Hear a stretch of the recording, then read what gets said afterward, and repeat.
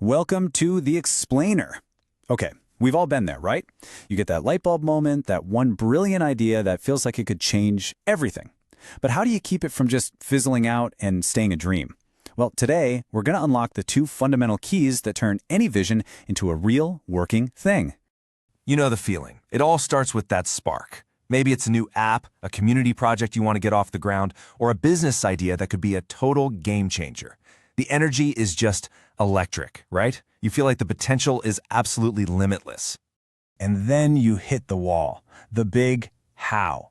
How in the world do you bridge that massive gap between the idea in your head and, well, something real, something you can actually see and touch? Honestly, this is the chasm where most great ideas sadly just disappear. So, that bridge across the chasm, it isn't built with magic. Nope, it's built with management. And it all rests on two super powerful fundamental pillars that connect what we're thinking to what we're doing. And what are those pillars? They're planning and organizing. Think of it like this. Planning is the architect's blueprint. It's figuring out every single detail before you lay a single brick. And organizing? That's putting together the construction crew, getting the machinery ready, basically building the team to bring that blueprint to life. So let's start with the architect, shall we? All right, part one, crafting the master plan. So what is planning, really? Put simply, it's the discipline of thinking before you act. It's not just hoping you'll get where you're going. It's like a road trip. You're defining your destination, you're mapping the route, and you're thinking about potential roadblocks before you even start the car. And planning isn't just making a to-do list, it's actually a logical loop. You see it here. First, you set your goal. Then, you develop what are called premises, and that's just a fancy word for your core assumptions, like we're assuming the market for our product will grow by 10%.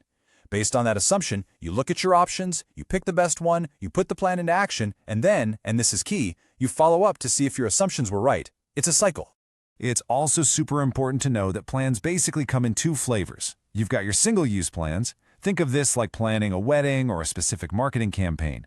It's for a one-time project.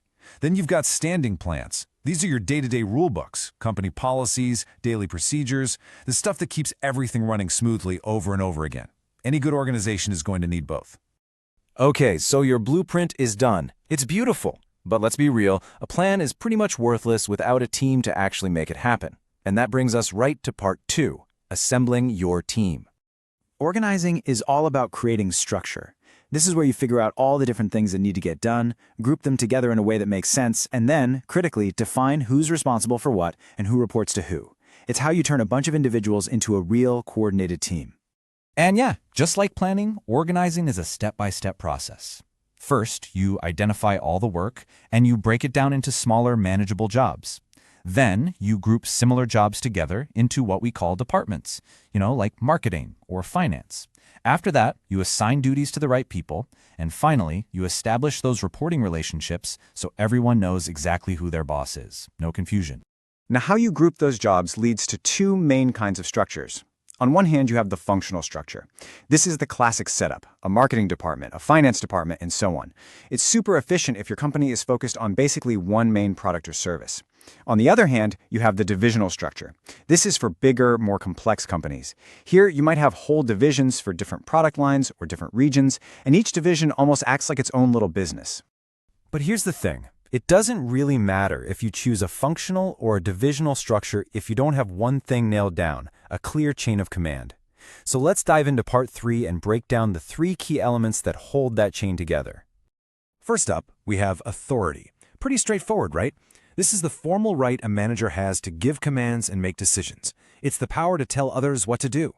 And perfectly paired with authority is responsibility. If authority is the power to give an order, responsibility is the obligation to carry out that order properly. They are two sides of the very same coin. And that brings us to the final, and maybe the most crucial piece of the puzzle, accountability. This is all about being answerable for the final outcome. And here's the absolute killer point. You can delegate a task, but you can never delegate the ultimate accountability. The buck, as they say, always stops with the manager. And this visual here shows the dynamic perfectly. Look at how authority flows downward from a superior to a subordinate. But responsibility, that flows upward. The subordinate is responsible to their superior for getting the job done.